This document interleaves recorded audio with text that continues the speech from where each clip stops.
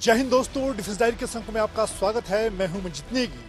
Defence diary के संग में बात एक और महावीर की, एक ऐसे महायोद्धा की जिसने 1971 की जंग में पाकिस्तानी सेना के दांत खट्टे कर दिए।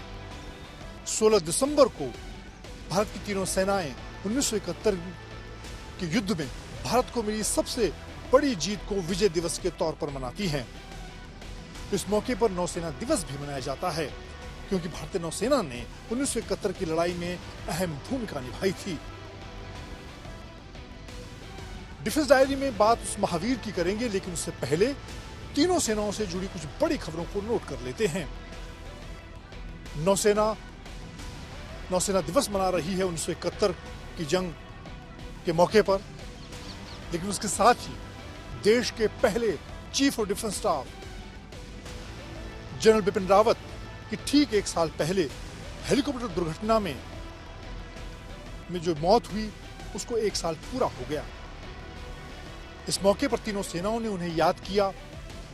देश के अलग अलग हिस्सों में कार्यक्रम हुए। दिल्ली में समर स्मारक पर उस दुर्घटना के शिकार हुए परिवारों ने श्रद्धांजलि व्यक्त की, जिसमें स्वर्गीय chief of defence staff general Bipin Rawat, उनकी पत्नी Madhulika Rawat, brigadier L S. Lidder, lieutenant colonel Harjinder और दूसरे तमाम सहयोगी, हेलीकॉप्टर के दोनों पायलट, 12 सैन्य कर्मी उस दुर्घटना का शिकार हुए थे। इनके परिजनों ने समर स्मारक पर जाकर श्रद्धांजलि अर्पित की। इसके साथ ही दिल्ली में कार्यक्रम में एनएसजी डोभाल, सेना के तीनों सेनाओं के वरिष्ठ अधिकारियों ने देश के पहले chief of defence staff general Bipin Rawat को श्रद्धा सुमन अर्पित किए, उन्हें याद किया। इस मौके पर उनके परिजन मौजूद थे। एनएसजी डोभाल ने जनरल बिपिन रावत पर आधारित एक पुस्तक महायोद्धा की महागाथा का अनावरण किया, और इस मौके पर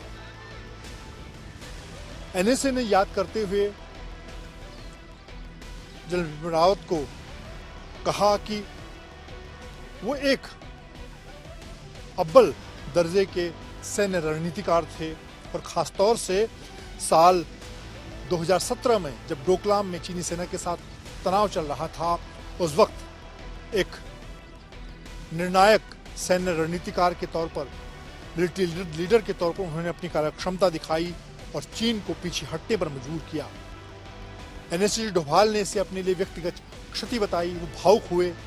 उन्होंने कहा कि जनरल बिपिन रावत ने कंधे से कंधा मिलाकर देश की सुरक्षा से जुड़े मुद्दों पर उनके साथ काम किया।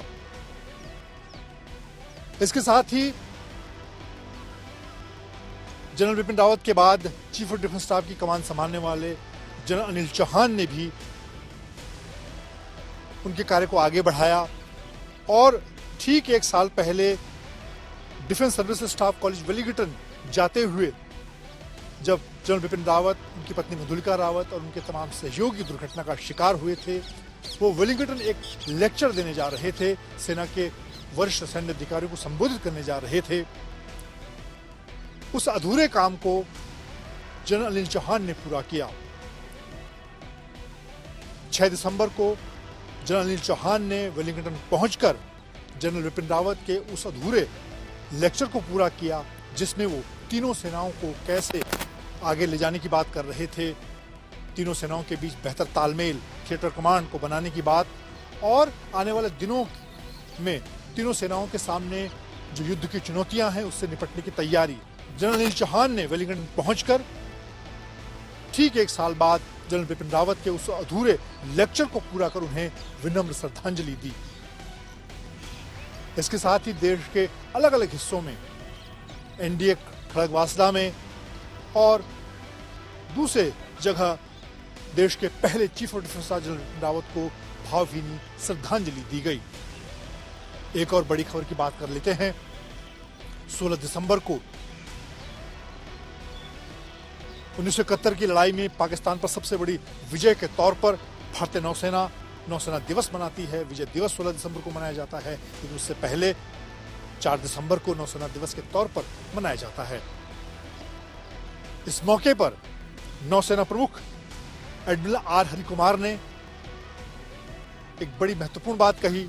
उन्होंने कहा समुद्री मोर्चे पर भारतीय नौसेना की चुनौतियां लगातार बढ़ रही हैं। खासतौर से चीनी नौसेना लगातार समंदर के मोर्चे पर जासूसी की कोशिश करती है।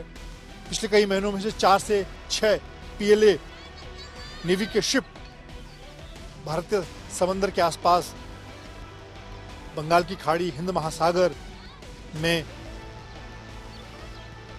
आए हैं, लेकिन भारतीय नौसेना लगातार चौकस है, मुस्तैद है और चीन की किसी भी हिमाकत का जवाब देने के लिए पूरी तरह से तैनात है, चाक चौबंद है।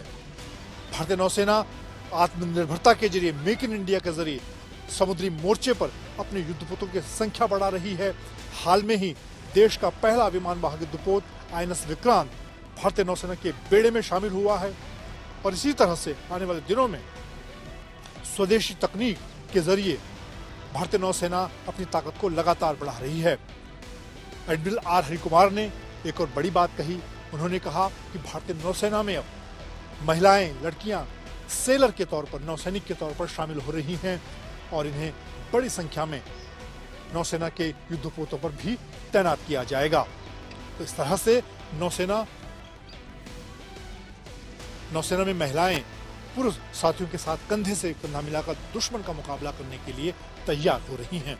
डिफेंस डायरी में बात अब 1971 के युद्ध की और उस युद्ध में वीरता का परचम लहराने वाले कैप्टन देवेंद्र सिंह की। देवेंद्र सिंह का जन्म 1945 में हरियाणा के झज्जर जिले में हुआ। उनके परिवार में उनके पिता, उनके दादा, उनके चाचा एक लंबी सैन्य परंपरा थी और उसी परंपरा को आगे बढ़ाते हुए देवेंद्र सिंह ने सेना में जाने का फैसला किया। वो एनडीए में शामिल हुए। 15 दिसंबर 1967 को उन्हें 10 डोगरा रेजिमेंट में कमीशन मिला। सेकंड लेफ्टिनेंट के तौर पर वो शामिल हुए। सेना में जाने के बाद अलग अलग मोर्चों पर वो तैनात रहे, जम्मू कश्मीर से लेकर उत्तर पूर्व, और अपनी सर्विस में रहते हुए वो कैप्टन के पद तक पहुंचे। बात अब उस युद्ध की जिसमें उन्हें महावीर चक्र से सम्मानित किया गया। 1971 के युद्ध में कैप्टन देवेंद्र सिंह की तैनाती पाकिस्तान के पश्चिमी मोर्चे पर हुई। 5 दिसंबर 1971 की रात को कैप्टन देवेंद्र सिंह को डेरा बाबा नानक पुल पर 10 डोगरा बटालियन की एक कंपनी को नेतृत्व करने का मौका दिया गया। उनकी जिम्मेदारी थी पुल के पूर्वी छोर पर कब्जा करने की, जहां से दुश्मन लगातार पुल को पार करके भारत की सरहद में दाखिल होना चाहता था। इस अहम जिम्मेदारी के तौर पर कैप्टन देवेंद्र सिंह अपनी कंपनी का नेतृत्व कर रहे थे।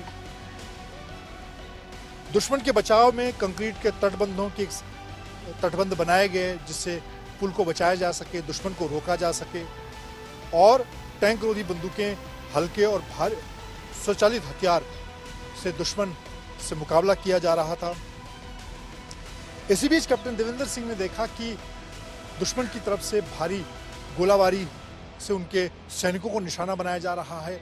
मशीन गन और बंकर के अंदर से मशीन गन की मदद से लगातार उनके सैनिकों पर फायरिंग हो रही है। ऐसे में इस पूरे हालात का आकलन करने के बाद कैप्टन देवेंद्र सिंह ने फैसला किया कि किसी तरह से दुश्मन की इस मशीन गन को रोकना जरूरी है। वो अंधेरे का फायदा उठाकर रेंगते हुए उस बंकर, उस तटबंध की तरफ पहुंचे जहां से दुश्मन लगातार फायरिंग कर रहा था, और उन्होंने एक हैंड ग्रेनेड की मदद से दुश्मन पर हमला किया और उसके बाद लगातार फायरिंग कर रही मशीन गन के बैरल को पकड़कर उसे अपने कब्जे में लिया और इस तरह से उन्होंने सीधी फायरिंग से अपने जवानों को बचाने का काम किया। लेकिन इस मुठभेड़ के दौरान वो खुद भारी गोलाबारी की चपेट में आ गए।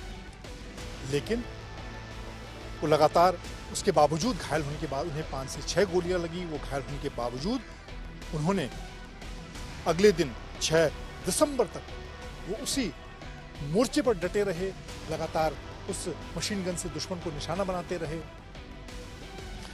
लेकिन आखिरकार भारी गोलाबारी और घायल होने के बाद उनके जो साथी थे वो उन तक पहुंचे और उन्होंने पूरे यानी कि एक दिन तक दुश्मन को रोकने का वहां पर काम किया। और अगले दिन जब वो वहां से उनके बाकी साथियों ने, सेना की टुकड़ियों ने दुश्मन को पीछे धकेलने में कामयाबी हासिल की, तो वो उनका हाथ शहीद होने के बावजूद मशीन गन के बैरल से जकड़ा हुआ था। तो इस तरह की अदम्य वीरता और साहस का परिचय दिया कैप्टन देवेंद्र सिंह ने। अपनी जान की परवाह किए बगैर वो दुश्मन के बंकर, दुश्मन के कंक्रीट के बंकर के अंदर मशीन गन को उन्होंने अपने कब्जे में लेने का काम किया, अपने साथियों की रक्षा की। खुद 6 गोलियों से घायल होने के बावजूद वो वहां पर डटे रहे और आखिरकार उन्होंने अपना सर्वोच्च बलिदान दिया।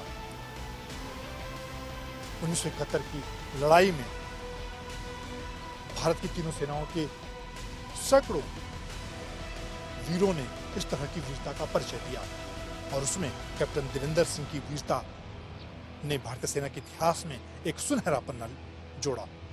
उनकी इस वीरता के लिए उन्हें शांतिकाल का वीरता के लिए महावीर चक्र से सम्मानित किया गया।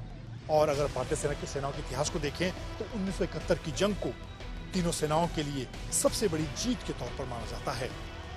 डिफेंस डायरी के आज के अंक में इतना ही। अगले अंक में बात एक और महावीर की। जय हिंद।